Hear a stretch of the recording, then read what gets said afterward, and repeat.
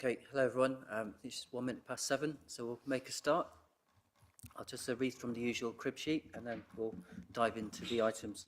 Welcome to everyone to the meeting, and apologies in advance for my monotone, which has been aggravated by the cold that I now have. So apologies for that.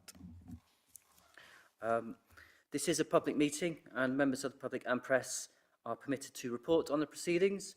Reporting includes filming, photography, making and audio recording and providing commentary on proceedings, presumably via social media. Please note that this meeting is recorded and streamed live. These recordings are published on the relevant meeting page of the Council's website. By choosing to attend this public meeting, you're deemed to have given your consent to being filmed or recorded and for any footage to be broadcast or published. If the alarm sounds, we must evacuate immediately. Don't spend any time collecting personal belongings. All emergency escape routes are clearly signed. Once you've left the building, the assembly point is the High Street opposite the Guildhall.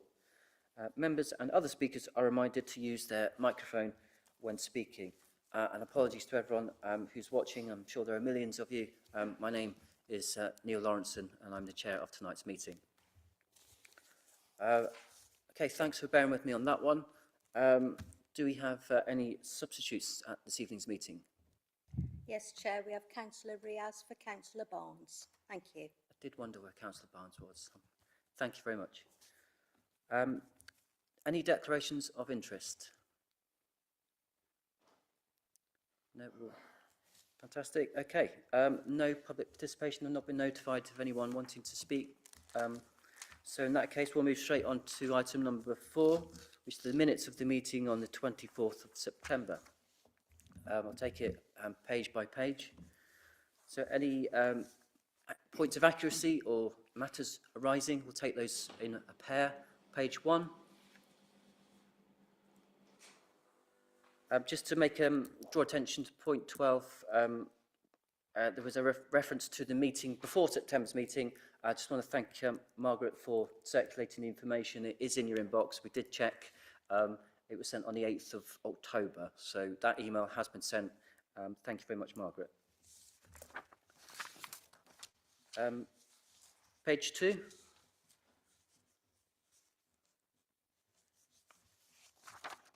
Page 3. Page 4. And page 5. Again, I'm just going to pipe up at the very end. It says that chairman at the meeting, and preference for myself and others on the council would be chair. So if that could be altered, that would be wonderful. Thank you very much. Okay. Again, thanks for bearing with me on that one. So we're going to move to item 5, which is the audit completion report from Ernst & Young. We're about to hear from a representative from Ernst & Young. Sal, you're going to give us more of an introduction, and there will be an opportunity to ask questions about the reports before we note the report, which of course is impossible not to do. Okay, thank you. Thank you, Chair. So, as committee members are aware, there's been a significant backlog in the publication of audited accounts for local councils in England, and government and other partners have been working to develop a solution regarding backstop dates. So the first backstop will clear the backlog and enable a focus on more recent accounts, and the date for this is the 13th of December 2024.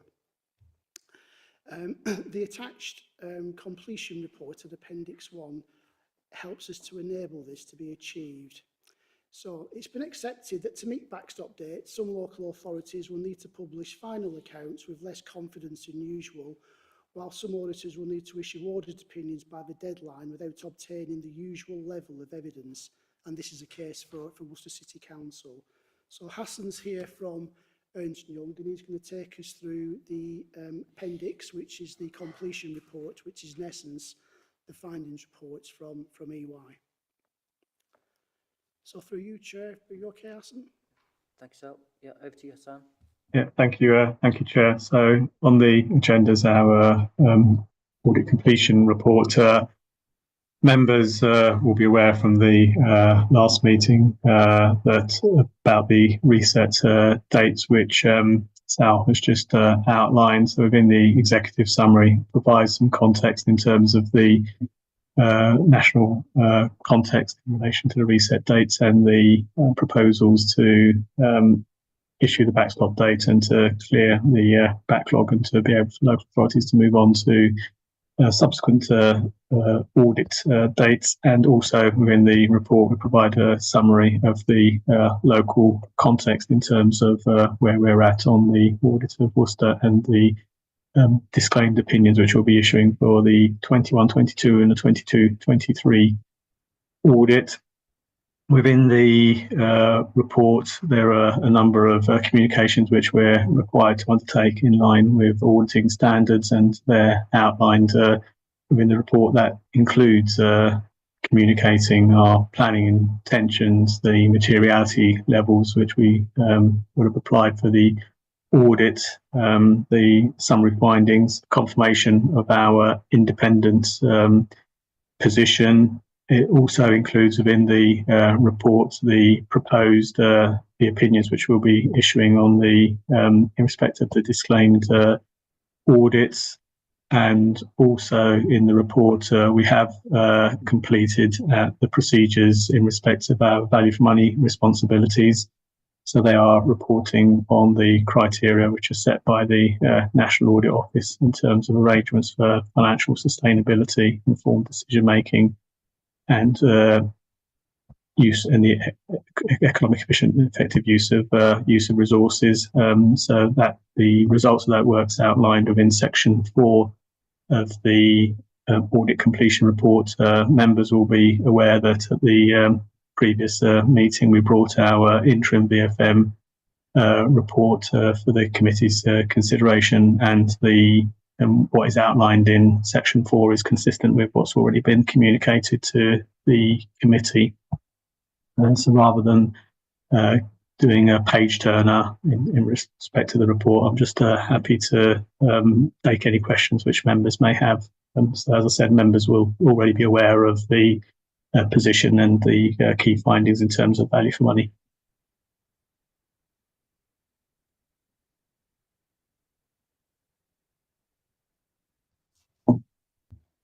Okay, a nice brief report. Thank you, Hassan. Verbal report, I should say, because we've got a very weighty written report in front of us. Yeah, thanks again. I've got my own questions regarding the report, but I want to invite members, first of all, to ask any questions that they might have, and hopefully you can hear them. We'll relay them to you, if not. So, colleagues, do you have any questions regarding the report from Ernst & Young? Which is for noting. I've noted Councillor Mace has a question. Go ahead, Councillor Mace. Thank you. I should give credit to Councillor Barnes for this question, because I know she asked it last time. And I know that in Appendix B on page 35 of the pack, it says that the total fees to be paid are to be confirmed. I know we discussed last time that we would expect a reduction as the audit has not actually been completed. So I was wondering if there was any clarity on that, on how much of a reduction we would be expecting to see compared to the 2020-2021 fees of £66,351, please. The fees for the audit are set by the PSA Limited. PSA have yet to communicate to local government bodies and auditors what the fees are going to be for audits where the opinions are being disclaimed. So like yourselves, we're waiting for communication from PSA.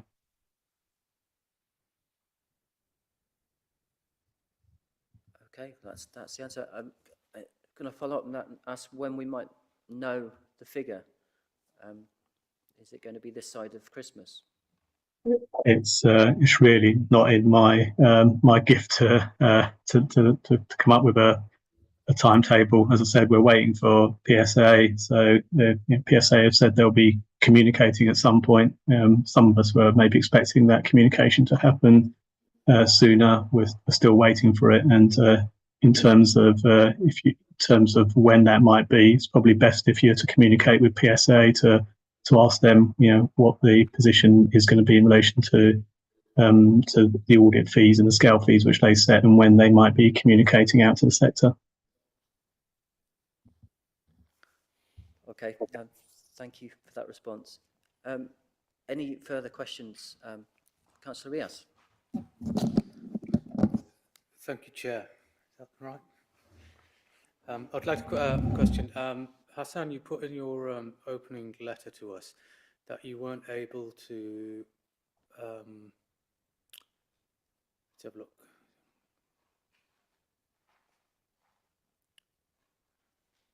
So you couldn't complete all necessary procedures to obtain sufficient appropriate audit evidence to support the opinion and fulfil all the objectives of all the relevant ISAs. That's for the 22-23 accounts which we're signing off. The question, I suppose, is will those be completed at a future date? And if not, why not? If they aren't completed, does that leave us, expose us to any risk in terms of any irregularities that we may find at a later date? The audits are set out within the report. The audits aren't going to be completed. We're going to be issuing a disclaimed opinion. The FRC has set out in terms of considerations which auditors will need to be undertaking in terms of rebuilding assurance. So the council's new auditors will be setting out to yourselves the procedures that they're going to be undertaking to rebuild assurance where there is where a disclaimed opinion has been issued. There will be an impact for the following 2 years, because for the following 2 years the opinions of the council's auditors will be referring to the fact that there's been a disclaimed opinion. In terms of assurances from that the council can have in relation to the accounts, then you'll need to be looking to need to be considering some of the internal assurances that you have in terms of your internal control framework, some of the control processes which are outlined within your annual governance statement, and the controls which management have in place in terms of when they in terms of the financial reporting measures which they do have, but that won't include an actual opinion on an external audit opinion on those statement of accounts, because the opinion that's going to be given is going to be a disclaimed opinion. Yep. To follow up on that, does then any disclaimed opinion have any effect on any loss of compensation claims or loss in terms of insurance purposes? Could that have an effect on us? We'll defer to Sal. Through you, Chair. Not that I'm aware of. No, this is not an ideal situation for the council, but it's not a unique situation for local authorities. You know, some of our local partners are in a similar space, and I've got I know one council close by. I've got 3 years' worth of accounts not signed off, so it's not unusual, and I'm not aware of any financial implications from the situation that the council's in at the moment. Sure. And just one final question, Chair. Would it have any effect on any dealings from a credit ratings perspective, or our ability to borrow or finance? Not that I'm aware of, Councillor. Okay, thank you, Councillor Riaz. Any further questions, comments about the report? So just again to clarify, you know, we're talking about a disclaimed audit report. So it's essentially an incomplete audit report, which, given the central purpose of audit, is far from ideal. And we're looking at a 2-year backlog. So just to recap for anyone listening in, that's what we're discussing, a 2-year backlog of audit reports, far from ideal. A couple of questions from myself to Hassan. On page 4, of our papers, I believe it's page 4, in the letter addressed to this committee, in the very first paragraph, it says the outcomes of the 2020-21 and 2022-23 audits. Is it correct to say that 2020-21 should be 2021-22? That is correct, Chair. Apologies for that typo. Okay, thank you. And I don't mean to sound like I'm marking homework, but I am chair of an audit committee, and I have to point these things out. That's the first paragraph of the audit report, and you know, I've got to point it out. I do understand, though, that a similar error has been made in at least one other paper of our own. So I'm not saying that we're, you know, high and mighty, but given that we spent thousands of pounds on this, we need to get the years right, surely. Second question, on page 8, I just would like clarity on what phase 2 means. I've read it again and again, and I can't make sense of it. For those who don't have the paper in front of them, so phase 1 is clear the backlog. Phase 2 is recovery from phase 1 in a way that does not cause a recurrence of the backlog by using backstop dates to allow assurance to be rebuilt over multiple audit cycles. I'm lost in the second half of that sentence. So please could you just clarify what phase 2 means? Well, in terms of outlining the different phases, so phase 1, phase 2 and phase 3. So these are the phases which MHCLG have communicated in terms of the processes that are going to be put into place for looking to reset the audit position. So phase 1 is getting the all the audits up to 22-23 concluded by the 13th of December.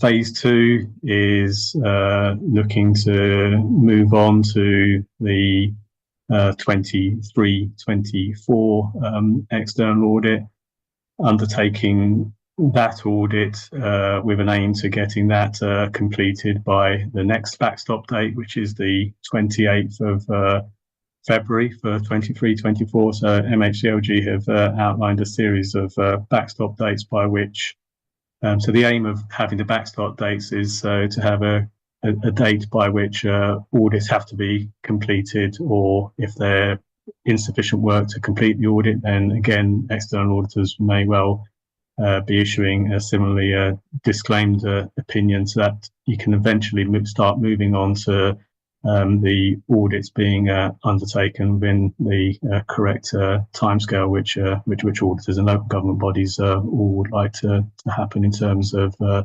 process going forwards. Don't know if that answers your question. Yes, thank you. I hope you're right. That's what will happen. Councillor Riaz has got another question. Checking. Okay, go ahead. Yeah, thank you, Chair.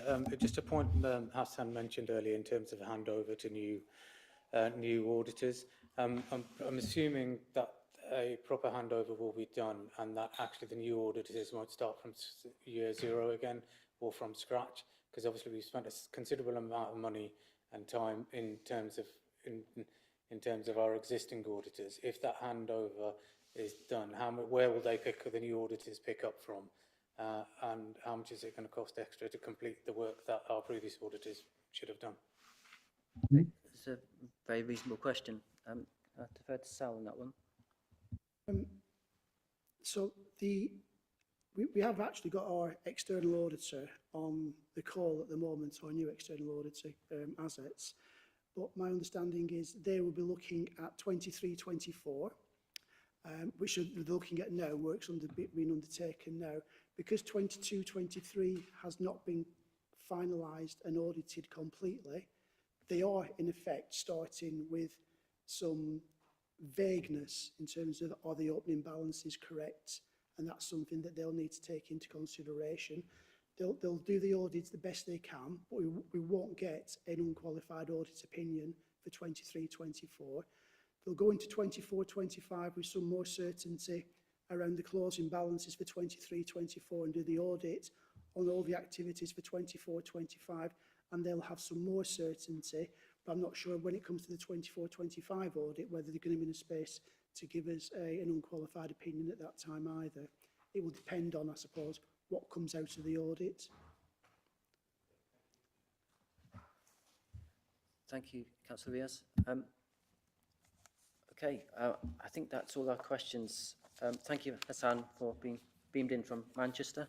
Oh, Councillor Mace, no, before we wrap up on that item, Councillor Mace has another question. I just wanted to make one brief point. As far as I'm aware, all of our work on, at least internally for the audit, so we provided all the information and done all the work necessary for the audits to be completed ourselves. It's a problem with the external auditors. I just wanted to make sure we noted it on the record that our officers have done all the work required in the timescale required.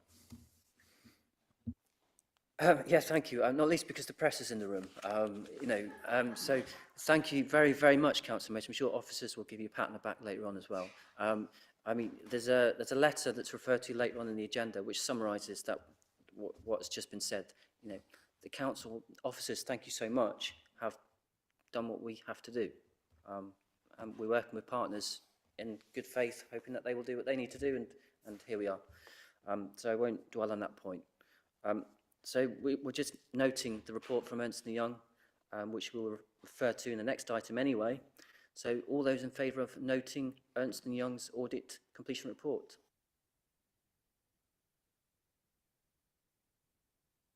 I'm sure you just want to go away, but...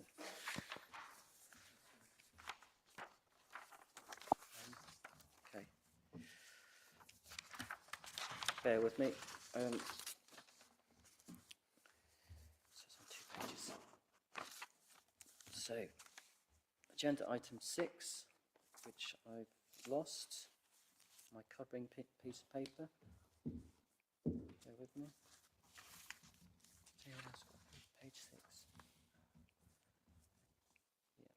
Yeah. Oh yes, the rather large package of papers.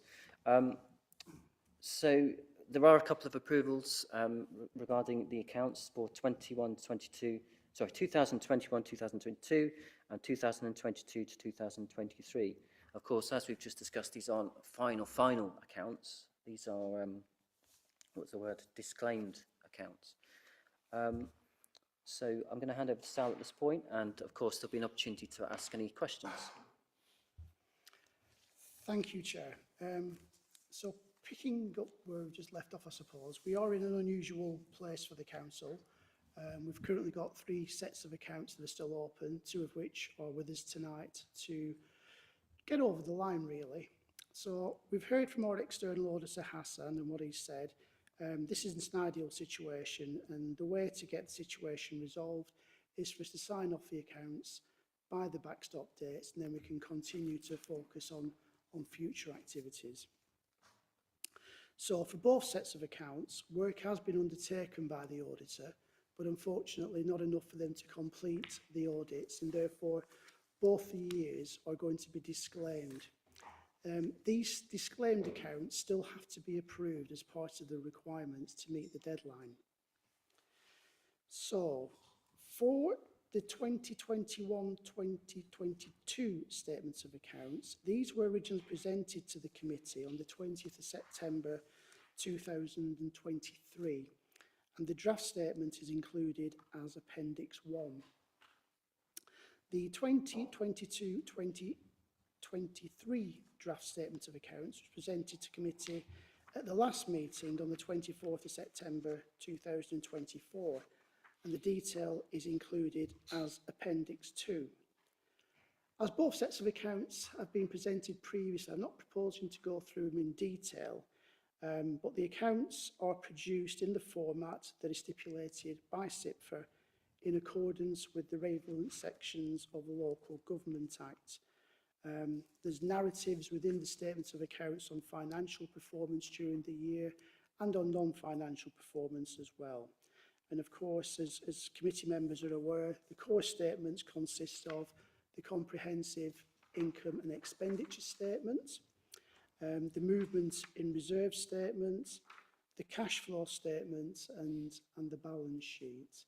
So these have been signed off by the the previous head of finance and the 151 in terms of being true and accurate moving forward. Also attached, which came out as a supplementary, are the letters of representation.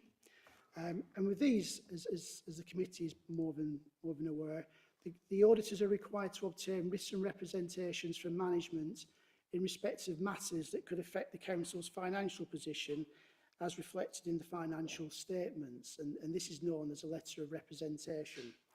The letters for 2021 to 2022 is provided as Appendix 3, and 22-23 is provided as Appendix 4. The format of the letters is generally prescribed by the auditor, so it meets their requirements in terms of the information that we provided. So in the pack is the suggested letters of representation that will be signed, if approved, by myself and the chair. Happy to try and answer any questions on the detail, Chair, and hand over back to you on that note. Thank you, sir. Yeah, just before I open it up, again, just try to be as inclusive as I can for anyone watching this, listening in. So in this item, we've got three things to do as a committee. We've got to consider the impact of what we've just discussed in relation to 2 years' worth of accounts. So that's job one. So how does the report we've just received from Ernst & Young have an impact on the statement of accounts for 21, 22, 22, 23? Secondly, as a committee, we've got to approve the, well, unaudited, it's been audited, but partially audited statement of accounts. And then thirdly, we've got to review and approve a letter of representation, which will be sent to Ernst & Young, for council to Ernst & Young. And I should again emphasise in paragraph 1, it says, again, this is from the council, we have fulfilled our responsibilities under the relevant statutory authorities. So we're approving our own good work, essentially. That's number 3. Or not. You might disagree with that, because it's up for you to discuss. So there's 3 jobs that we need to achieve. But before we get there, open it up to the floor. Any questions about the accounts? Bearing in mind they have come to us before.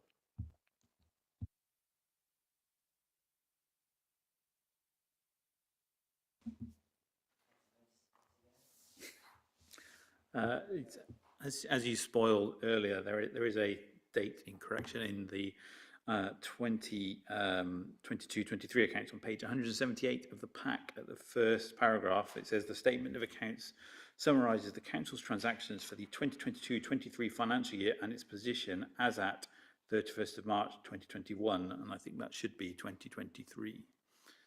And the other comment I just wanted to make was on page 167. It's in both years of the accounts in the narrative description. I'm not proposing we change this at the moment, but something to consider for future years, I think, is that it talks about managing the cash flows and the assets, and that we are accounting for 29.1 million per annum of fees, charges, rents and grant funding, which are used to help deliver services and keep council tax down. And that seems like a phraseology that predates a lot of, that is associated with previous administrations, we say, of the council, because the simple fact is, with our very large funding gaps, we don't have an opportunity to keep council tax down, and any fees that we charge don't really affect that. So I'm not sure that phrase should remain in future years. Thank you. Can I just check the protocol here? So Councillor Mace has pointed out aspects that he would like to change. Do we need to, as a committee, support that in a formal way, or can he just stick his arm in the air, vote for it, and hope that later on they'll be changed? How do we do that one? So I think through you, Sean and I had a discussion just before the meeting, and any minor amendments like that date can be delegated, and I can get that changed before we officially sign off the accounts and it gets published. It seems more common sense to do that way. Any? Yeah. Sorry, yes. Yeah. Go ahead. Yeah, thank you, Chair.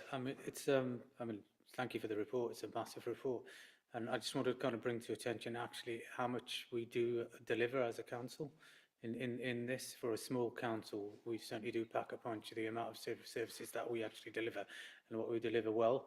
And that's credit to not only obviously our officers and frontline staff that are delivering that, but councillors around the table that, you know, ensure that we get the best services out of our council as possible. And that's us driving it as a political organisation. And obviously tough times do lie ahead in terms of that, and Councillor Mace has picked up on that, but I think should be commended for the amount of stuff that we actually do deliver. For a very small council, we definitely punch above our weight. Thank you, Councillor Rees. I agree with that. And I mean, the accounts that we're discussing this evening are publicly available in the Guildhall and online, so you can see the highlights for yourself if you want to. I'm going to take advantage of my position, if that's okay, and just refer to the completion report. Just, I think it gives some useful context for where we're at, and it's not entirely related to. It's not just related to audit. I think it's more a reflection of the situation that the whole council's in, and I just can't resist sharing it because, hey, I'm in the big chair. I'm the boss baby, so I get to go ahead. Anyway, wittering on. So number one is page 27 of the report from Ernst & Young. And I think actually, although we've got our misgivings, it does give a really good overview of where the council's at in terms of finances. So Ernst & Young said, we reviewed the medium-term financial plan of this council from 23 to 28. And we note that Worcester City Council forecasted significant budget gaps each year. And we know why that is, because of a government that came into power in 2010. So, you know, lots of 3.5 million gap.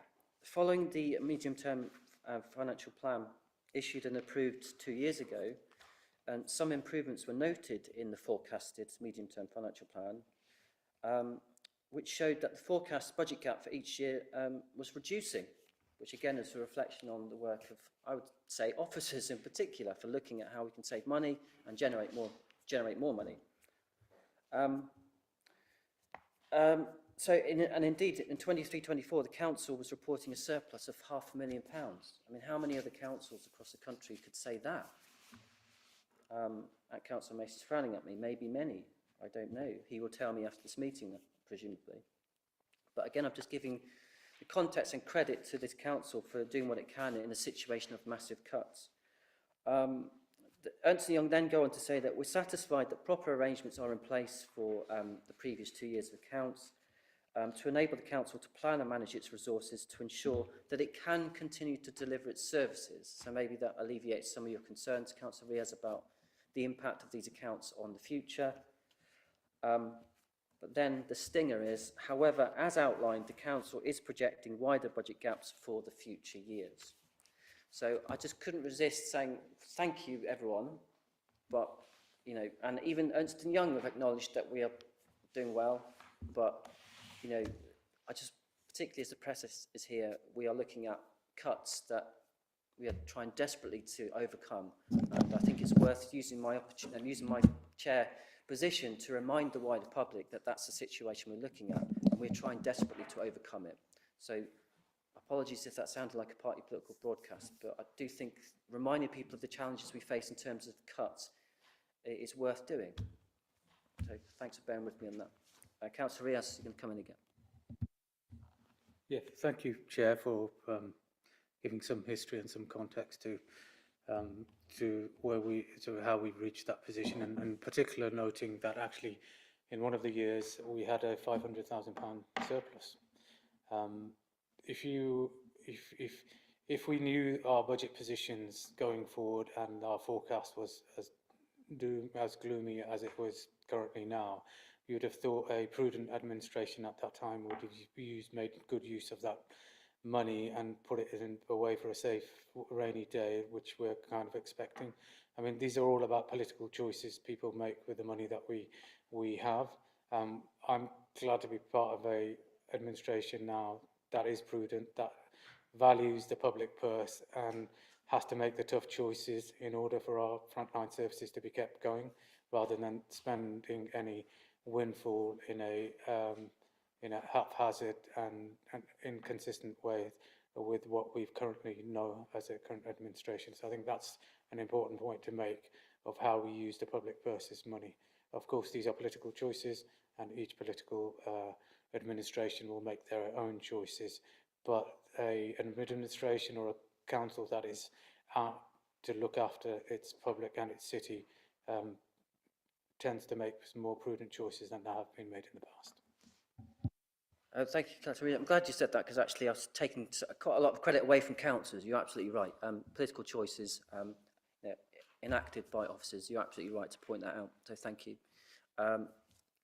Before we look at the three items to agree on, hopefully, Councillor Mace. If I can exercise right of reply on my frown, it was only because we are legally required to deliver a balanced budget. So although we did deliver a 0.5 or $500,000 surplus, that was in the context of we originally budgeted removing, I think, like 1.1 million from reserves, and so we moved less from reserves. But we did better than we expected, but it's still not an envious position that anyone would want to be in, that we're moving money from reserves. Thank you very much. Okay. Oh, sorry, excuse me, Councillor Lamb. It's okay. Thank you, Chair. Just a question. In the letter of representation on page 9, under ownership of assets, there's this sentence which says, and there are no liens or encumbrances on the council's assets. Now, I consider myself relatively well read, but what is a lien? L-I-E-N-S. I don't think I've ever come across that word in my life. What does that actually mean? Ownership of assets, on page 9, ownership of assets, point 1, except for assets capitalised under financial leases, the council has satisfactory title on all assets appearing, and there are no liens, L-I-E-N-S, or encumbrances on the council's assets.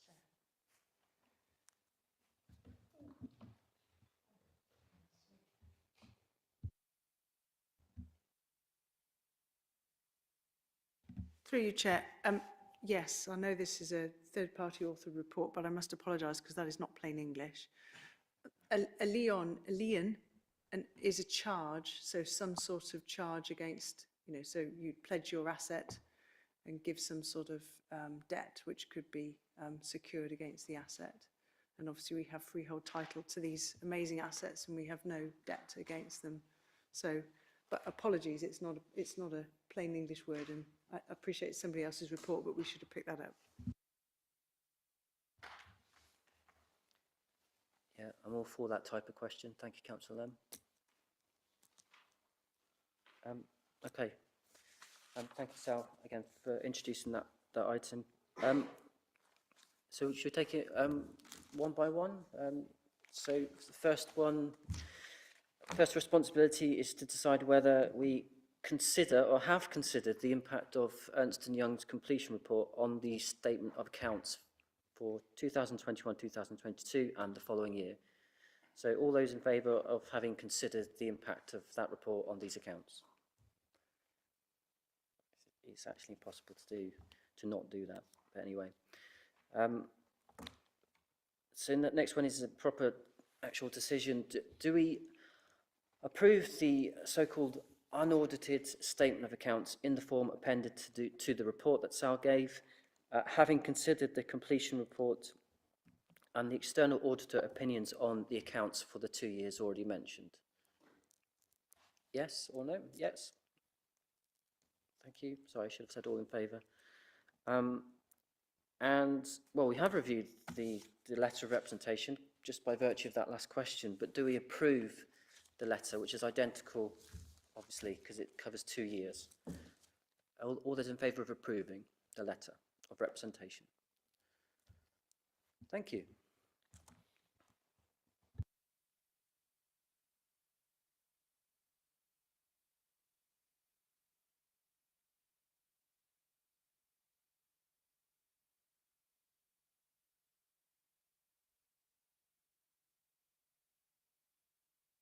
Oh, excuse me, 2 items postponed from, thank you, Councillor Desrai, postponed from the last meeting in September.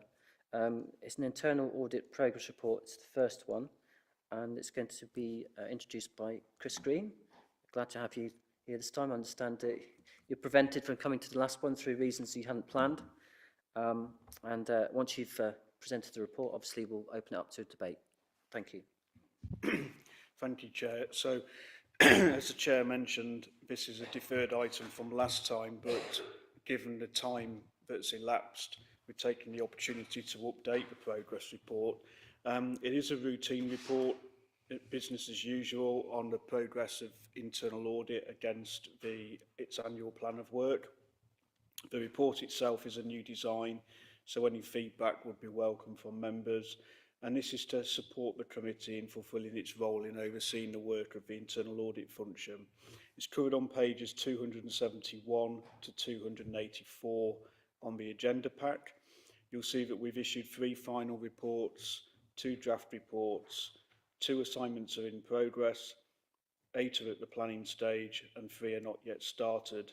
And the finalised audits were all substantial level of assurance with no significant issues identified. And I'd just like to take the opportunity to say that whilst the Council's accounts, financial statements, the audit has been disclaimed, those audits were on the Council's financial systems, so it does help to give some assurance that the systems and processes that underpin the Council's financial statements are well controlled and operating as expected. In terms of our resourcing, an update on recruitment, both of the senior auditor positions have now been recruited to and settling well into their roles. We have had a long-term case of sickness absence, but that employee is now back at work. To help mitigate that, we extended an agency contract through to the end of February, and we've just also recruited to the auditor position. I'm pleased to say that the successful candidate joined the council yesterday. And so as of yesterday, we have a full team in place for the first time for some time. And as such, we've got a higher level of resources for the remaining 4 months of the year. And so for that reason, I'm confident that we have sufficient resources in place to deliver the Council's internal audit plan for this year. So as part of our review, we've looked to set up a new suite of performance measures, and they're set out in the appendix. That's part of the culture step change in the service. And those measures relate to days of audits delivered, a target of 90%, productivity, implementation of recommendations and customer satisfaction. I'm also pleased to say there's nothing currently emerging from our work which should give the Council cause for alarm in terms of its overall framework of governance, internal control and risk management. There's a decent track record on implementing recommendations. Whilst there's 28 outstanding at the time of reporting, none of those were showing as overdue. We've delivered 141 days by the end of October against a full year target of 275. But as I just mentioned, the level of resources has just increased. So I do believe that we're broadly on track to deliver the 90% target. There are no proposed amendments to the plan at this stage, so there's nothing to ask members to approve. And I'll just finally, the table on 279 to 283 is designed to support members by showing the full plan, the status, anticipated reporting dates on each audit assignment and the completed grade and any commentary, so that builds up the assurance picture for members ready for the annual report, which will be brought to the committee for consideration in July next year. So members are asked to note the report, please, and I'm happy to take questions. Thank you. Thank you very much, Chris. Yeah, as I said outside this meeting, really easy to read report, and I mean that in the kindest possible way. It's very clearly set out and very easy to follow, so thank you very much. I've got my own questions, but of course I'm going to, first of all, Councillor Teixeira, Councillor Riaz. Yeah, Councillor Teixeira. Thank you, Chair. I like the traffic light system. It's always clear and easy. But when the reports come through as interims, how much of what you're covering in totality will appear, and how often can we expect to see these sort of interim in progress reports, if that's what you were saying? For you, Chair. The audits are always a snapshot at a period in time. So unlike the external audit function, which they'll audit the financial statements at a point in time, but actually the income and expenditure across a full year. Internal audit doesn't work like that, so we will choose a period of time. Generally speaking, it's a year up to the date of the audit, but we're not specifically looking to test, say, a full year of transactions.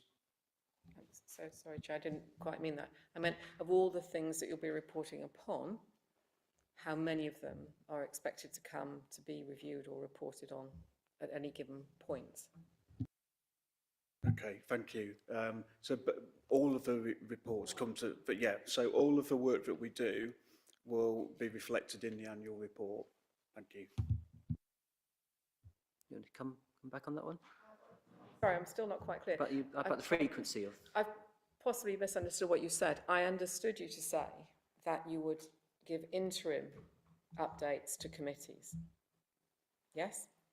Yes, sorry, that's right. So as a matter of course, we'll bring a progress report to every meeting of this committee. Yes. And that will incorporate any audits that have been finalised since the last committee date. And then at the end of the year and following July, we will also bring a full annual report which will contain the full kit caboodle, all of the audit results. So do we have a schedule of what comes when? You know, if you're not doing everything every time, fine. Do we have a schedule of which pieces will come to which committees so that we can perhaps get a handle on it before we see them? Okay, through you, Chair. Yes, absolutely. So that's the intention of the table at page, let's get the numbers right, 279 through to 283 in the agenda pack. The third column there shows anticipated reporting dates. Now that's obviously dependent on operational delivery running as expected, but those have got the anticipated dates, so they will come to the next committee meeting after that date, if that makes sense. Thank you. Okay, thank you both. Councillor Rios? Thank you, Chair. Page 12 of your report says internal control systems identified during audit assignments, no matter how well designed and operated, are affected by inherent limitations. These include possibility of poor judgment in decision making, human error, control processes being deliberately circumvented by employees, management override of controls, and unforeseeable circumstances. So who patrols the auditors, internal auditors? How do we know that you're telling us the truth with disclaimed, what's called external auditors saying the disclaimed accounts? How do we know that we're honest? Okay. Sorry, excuse me. Ultimately, we get audited as well.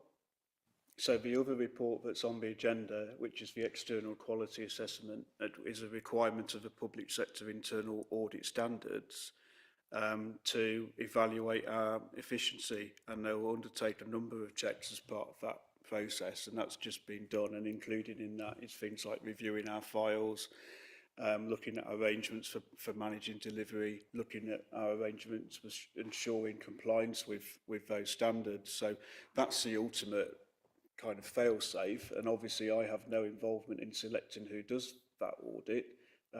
That's done by the Shared Service Client Officer Group. In terms of, you know, the rest of that, as part of that, we have arrangements in place in terms of, you know, obviously the council has its code of conduct for all employees, as do members, and there's a declaration of interest procedure in place as well, and every member of the team has to go through that process. And I review what's stated on there, and depending on what is stated on there, I'll make a decision in terms of involvement or non-involvement on particular pieces of work.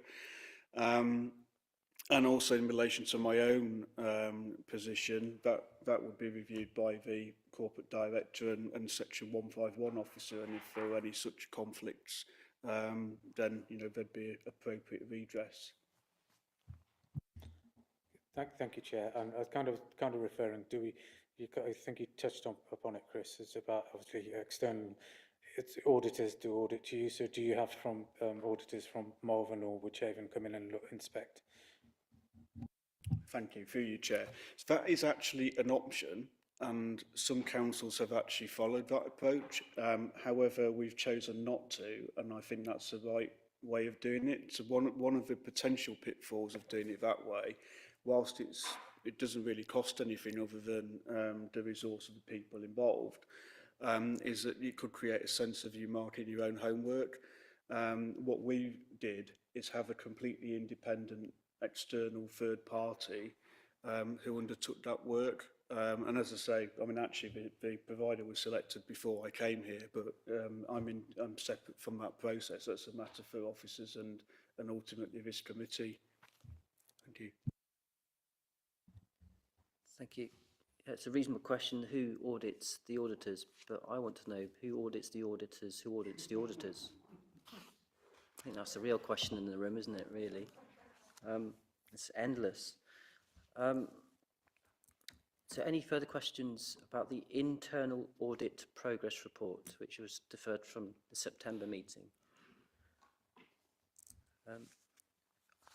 Again, I've got a couple, and they're probably not so much to do with the audit process itself, but I can't, again, resist asking them. It's about, and thank you again for the report, Chris. It's about council tax collection. So in page 279, we've given a percentage of how much of the expected amount of council tax we've received as a council in 2023-24. And I think, you know, the general public would be extremely interested in this, you know, regardless of the context. So we collected 96.44% of the council tax that we wanted to, or that we expected to receive.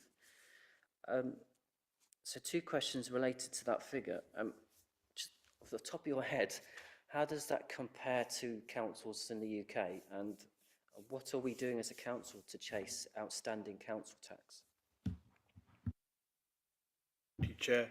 So I would say that this is slightly lower than the average of peers, and there will be lots of reasons behind that, but I suppose what I would say is I would discourage the council from directly comparing with peers across the whole, because actually every area of the country has its own unique demographics and makeup. So you'd probably be better placed to compare with a certain basket of authorities which you consider to be similar areas.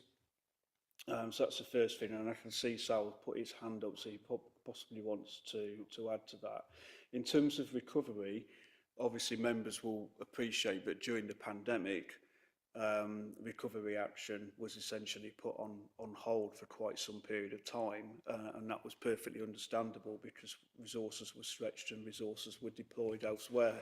So naturally there's a period of catch-up that's required, but the audit confirmed that that catch-up is in progress, and as part of that catch-up there was a single person discount review which resulted in 3,451 claims being reviewed and 385 removed, with an 11.16% cancellation rate. So there is work in progress to help bring things back, let's say, to the norm. And I don't know whether Sal wants to add anything else.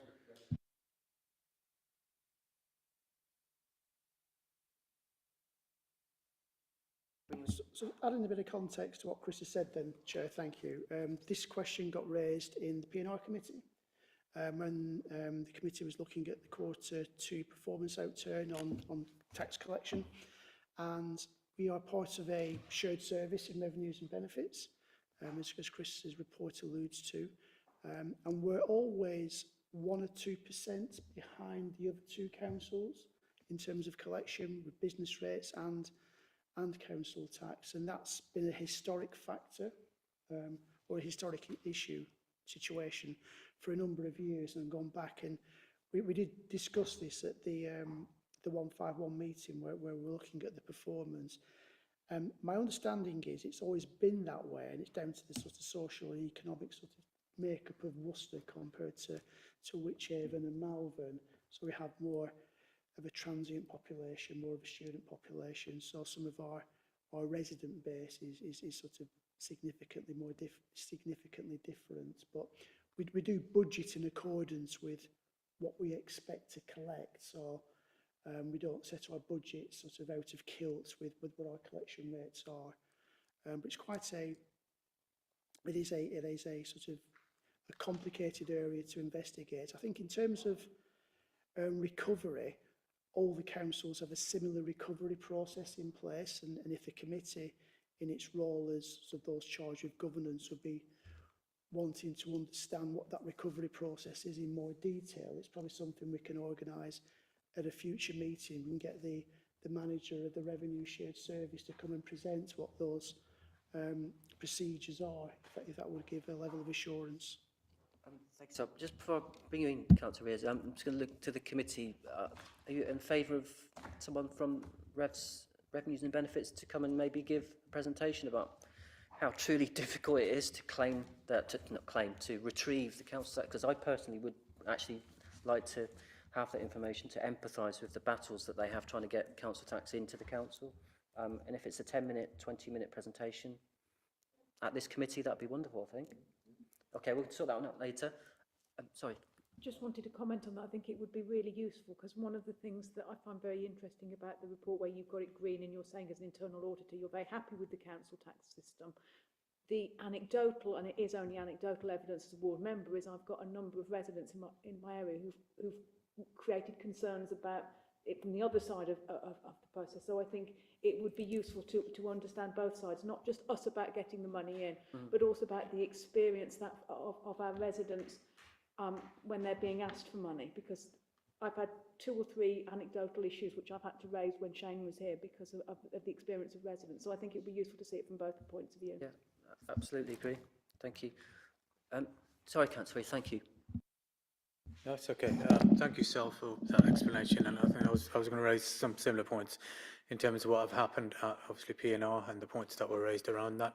Obviously, there was a good discussion around council tax write-offs as well in that, and hence the questions that came out of that. And one of the questions I did raise around that is actually what value are we getting from shared services, and are we paying into a pot? Are we paying proportionately, or are we paying more than for the rest of them, and are we getting the service that we need in relation to the population that we have in terms of that? So that kind of needs to get explored. It will be really interesting to hear from obviously shared Revs and Bens in terms of the issues that they have in terms of claiming back. Don't forget there is a historical backlog over COVID and the amount of hardship that people are going through in terms of that. So there's a certain amount of well, I suppose write-offs that are going to come as a result of that, and us being a kind, compassionate council in assessing those circumstances, that has to come into a bit. But I would really be interested into understanding that process, and does it need more resource? Does it need, what are the issues those people that are dealing with those queries facing? So, for us to enable to be satisfied with the answers that we're getting. So, thank you. Thank you, Councillor Riaz. Yeah, on what you've just said and previous contributions, there is a mention on page 280 that staff are working additional hours to clear the backlog. So just want to publicly acknowledge that the work that's going on there. And I'm thinking out loud, or it might be an actual question, do we as a council want to consider putting in more resources to deal with that backlog, or would that negate the council tax that we'd be bringing in by spending money on staff? I don't know, just putting it out there. Do we want to spend more money on people trying to retrieve council tax? Maybe not. Just thinking out loud. Okay, I mean, this is to note, I don't see anyone looking like they're going to disagree with the report. An internal audit progress report. We can talk about a presentation about council tax from revenues and benefits another time, possibly for the next audit committee, maybe. Anyway, we'll talk about that one later. So all those in favour of noting the internal audit progress report? Thank you. Thanks again, Chris. And I'm going to hand over to you again. You're going to present the internal audit external quality assessment and improvement plan. Thank you again, Chair. So this follows quite nicely from the previous report and the conversations. This is on pages 285 to 327 in the agenda pack. And this is, in essence, the outcome of the auditor's audit, or the audit of the auditors. And as I said earlier, it's a requirement of the standards. It's an important source of assurance that we're performing effectively and following the auditing rules. And you'll see that we're rated green and in general conformance to the standards. And the full report is included at Appendix 1. The exec summary on page 289 on the agenda pack shows the key matters arising and the good practice identified. And the assessment shows, broadly speaking, that we're in line with others in the sector. But what we're really focused on is what we're doing in response to the report. And in that context, if we do nothing, we'd still effectively be green, but we'd want to be better than the average. And so we're implementing the action plan, which should take us towards the top of the performers in the sector. And the action plan at Appendix 2 is quite ambitious. It is possible that some actions may slip due to unforeseen circumstances. And that's because we must deliver on the BAU. That does need to come first. But we'll be open and transparent about that. But as it stands, we're on track to complete the action plan by the end of July next year. 8 of the actions have already been implemented, as shown in Appendix B, from page 317 onwards. And I'd just like to say on record that I'm really proud of my team and their engagement and commitment to delivering the changes that are envisaged in the action plan. Part of the response has been to write a quality assurance and improvement plan. This is shown at Appendix C, and the reason for this is to show what our arrangements are for ensuring quality and improving performance. We did have those arrangements in place, but they weren't formally written down and formally set out to the committee. Hopefully they'll inspire confidence around quality, and that will be backed up by an annual self-assessment where we'll also update members on delivery of the action plan. And then the idea is that the external reviewer at some point will come in again and validate what we've been telling you in the interim period. So I appreciate there will be some questions, and members have been asked to note the report and as an amendment to approve the quality assurance and improvement policy. Thank you. Very much, Chris, and thanks for the reminder. What I meant to do is say that before you introduce the report, is that the papers on page 285 says the recommendation is to note the report. But I've spoken with Chris outside of the meeting, wondered whether we ought to add to that, as well as noting the report, we're approving the quality and improvement policy at Appendix 3. So we're not just noting a report, we're actually making a decision on that Appendix 3, whether we approve it or not. So those are the two things that we need to do. Yeah? Is that okay for everyone? So we're making an actual decision, everyone, towards the end, about Appendix 3, whether we adopt it or not. Yeah. Yeah. Not just noting a report. Yeah? Councillor Reyes, you're looking very sceptical there.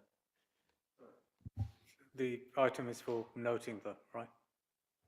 Initially, as written on page 1 of agenda item 8, but when I was looking at it and looked further on, there was actually a recommendation that we approve the quality and improvement policy. So there's two things going on there. So you are amending the report? Effectively, yes. Okay. And I'm seeking your approval. Yeah. Councillor Sayre, excuse me. Thank you, Chair. I note on page 313, a risk-based approach is being called out, which I'm happy with. But in what way is that going to be determined? Who will be involved in deciding what are the risks and the relative severity of each? Much so, there's a number of things that we consider. We will look at the council's risk registers as documented by officers, and that's both at the corporate and the operational level. We use our cumulative knowledge and experience. So if we've got a track record in a certain area that it's been substantial assurance time and time again, then when we compare that with other areas which we don't have that track record, then that helps us to decide what gets prioritised and what doesn't within our finite resources. In terms of process, we have conversations with all of the members of the senior management team with a focus on the Section 151 officer, but we do our own background work and we take our own thoughts. Because, of course, it wouldn't be right for it to just be directed by officers. The auditors themselves need to bring something to the table. So it is a two-way process. We want the same that everybody else wants, which is for this organisation to achieve its objectives. So we look at that in an objective way. And you know, in terms of the risk registers, officers may have missed risks out. So it is important, as I say, that we bring things to the table for those discussions. Now, we've got finite resources, so we can't look at everything every year.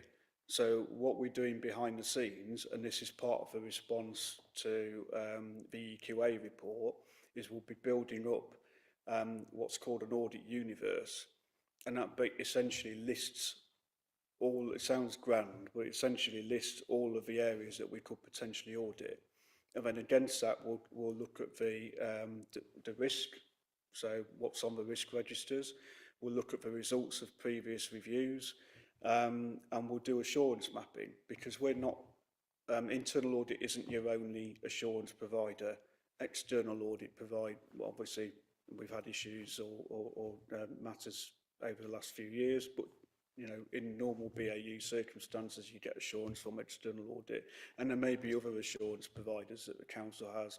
You know, maybe external health and safety inspections, for example. So we review and consider all of those things, and then what we do is we look at what's, you know, where are the highest risk exposures for the council, because they are the areas that will get prioritised for inclusion in an audit plan.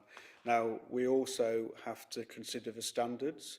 So the standards tell us that we have to cover areas such as finance, IT, counter-fraud, and alongside strategic and operational risks. So there's certain areas that we may have to do, but that's the general approach. Thank you, Chris. Yeah, Sorry, just go ahead. quickly. So normally, well, in my experience, risk is done on like in a grid form, severity, likelihood, and you know the ones that are in that top right-hand corner are the ones that get your attention. So I guess my question was, will members have any sight of what you're taking into consideration?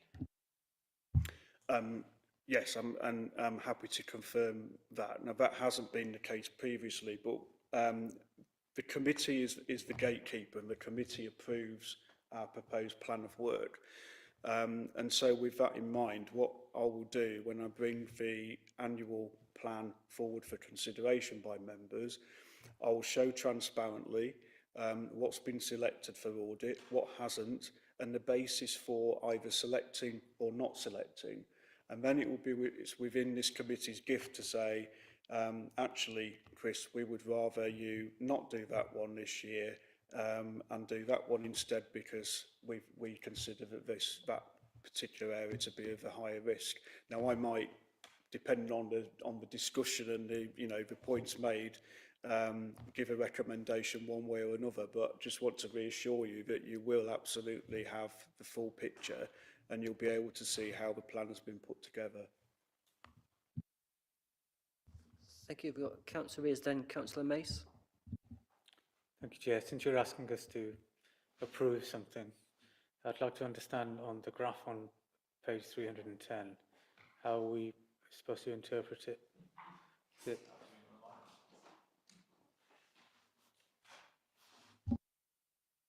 Thank you for the question. I just want to emphasise this is not my graph.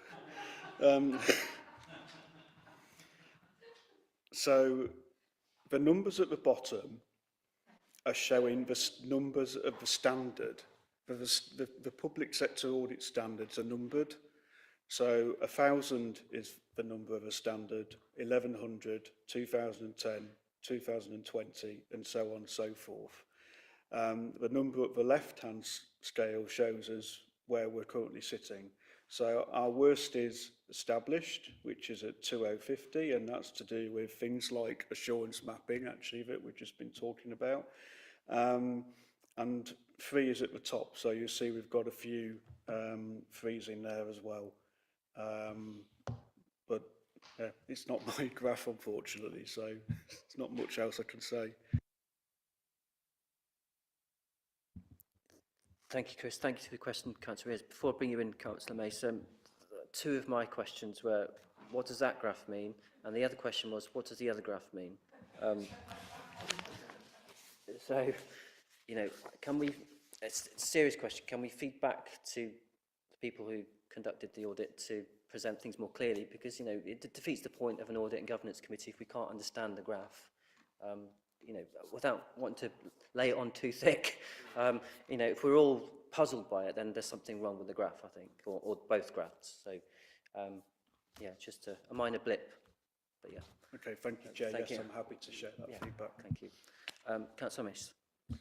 Thank you, and thank you for the report, and thank you for Councillor Rees for raising that graph, because I was going to mention it myself. I will point out on page 314 there is the explanation of what all the PSIAS standards that are in that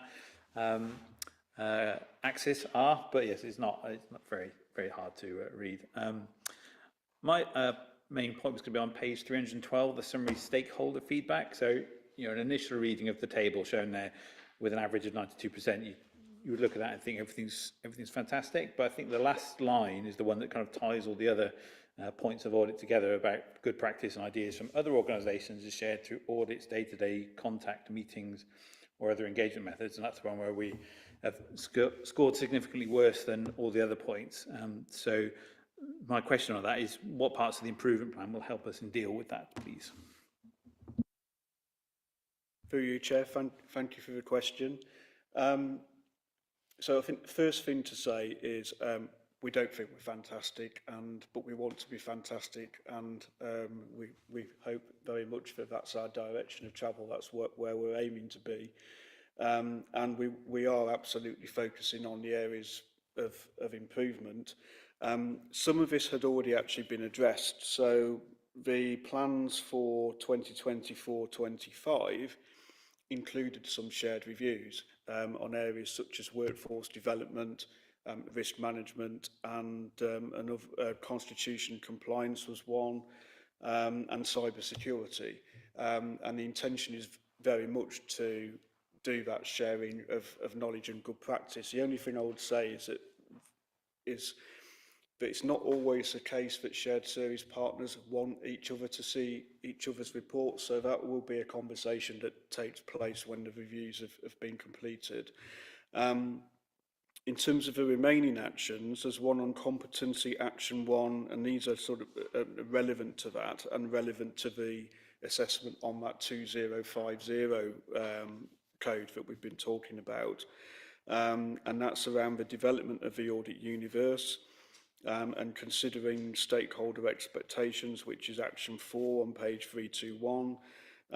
There's also an action on suggested enhancements, action 1, issuing the satisfaction surveys at the draft report stage. And the reason for doing that, or part of the reason for doing that, will enable us to address any customer feedback, which may include sharing knowledge and good practice. We'll be able to do that at the draft report stage before anything's finalised. And we also plan to continue with the survey. So this summary stakeholder feedback, we're planning to do that every year, and to issue that to pretty much the same stakeholders, which will include yourselves as chair and vice chair of the committee. So you'll have the chance to input to that process, and that will allow us to track over time the results, and just to be clear, the results will be coming to this committee together with my annual report in July next year. And then finally, on competency, action 3 on page 318, that's about documenting the different sources of assurance which is linked in with this. So, thank you. Is that okay? Yeah, that's all good. Thank you very much. Okay, thank you. Yep, Councillor Riaz. Yeah, thank you. I just want to pick up a point that Chris mentioned in there about not all managers or service heads wanting to share reports. I just want to pick up on that and understand why that is. If we're trying to develop a culture of best practice, surely sharing information and understanding each other's and the others' area would be beneficial to produce better results and a culture of performance and understanding and transparency. Thank you for you, Chair. Firstly, just to be clear, I'm not saying that is going to happen. I'm just saying it based on previous experience, but I completely agree with the points raised, and that is what part of what will be used in terms of any conversation that may or may not take place around that. I hope very much that the partners will all agree to share, because that is how we actually benefit, or one of the key benefits of having a shared service. And of course, the feedback in there actually shows that, at least shows at this stage, that our partners in principle do want to see that happen. Yes, how come?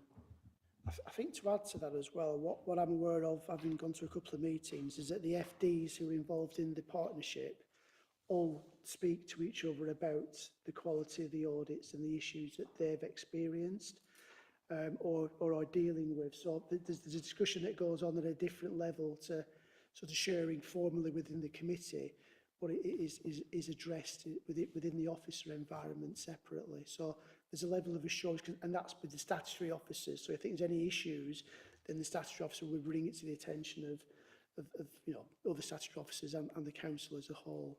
So there is that sharing that goes on, sort of, I suppose, not formally, but it does occur. Okay, thanks, Sal. Only got one question from myself. Any more questions? Yeah, it's about this is quite a dull question, but I feel I should ask it.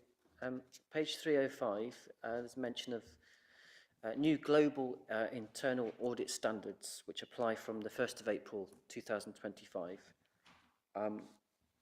Just a snapshot review. How will those standards improve our auditing processes from your point of view?